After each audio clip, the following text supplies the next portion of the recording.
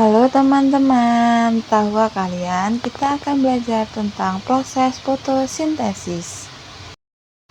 Di sini juga ada kerangka pembelajaran fotosintesis.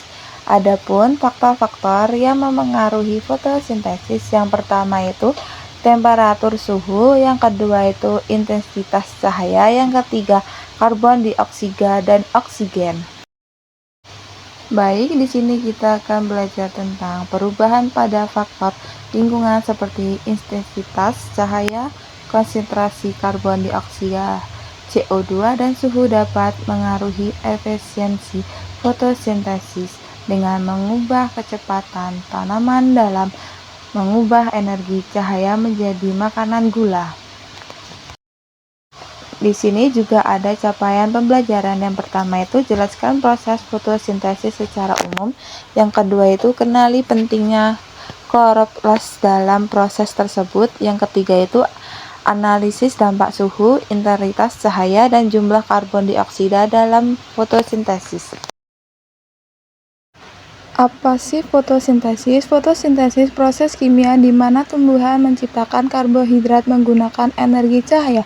Fotosintesis reaksi endotermik, yang berarti energi cahaya harus diserap bersama dengan air HO2 dan karbon dioksida CO2 agar reaksi kimia dapat terjadi. Adapun tempat terjadinya fotosintesis kloroplas. Fotosintesis terutama terjadi di daun tumbuhan, khususnya di dalam struktur sel khusus yang disebut kloroplas. Kloroplas adalah organel yang mengandung klorofil, pigmen hijau yang mengangkap energi cahaya dari matahari. Kloroplas paling banyak terjadi di sel mesofil daun, di mana posisinya sangat baik untuk menerima cahaya.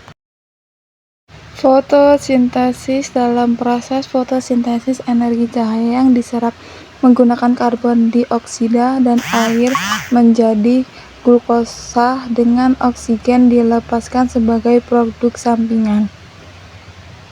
Adapun 6 CO2 tambah 6 HO0 klorofil bersinar matahari, C6H12O6 tambah 6O2. Adapun tujuan glukosa, yang pertama itu sumber energi. Glukosa dipecah untuk represi dan aktivitas seluler lainnya. Yang kedua itu penyimpanan energi. Glukosa dapat digunakan untuk membentuk pati sebagai penyimpanan energi. Yang ketiga itu pembentukan karbohidrat kompleks. Glukosa dapat digunakan untuk membentuk karbohidrat kompleks seperti solusi yang digunakan untuk menggunakan dinding sel tumbuhan. Yang keempat itu sintesis senyawa lain. Glukosa digunakan untuk sintesis molekul organik kompleks seperti karbohidrat, protein, dan lipid.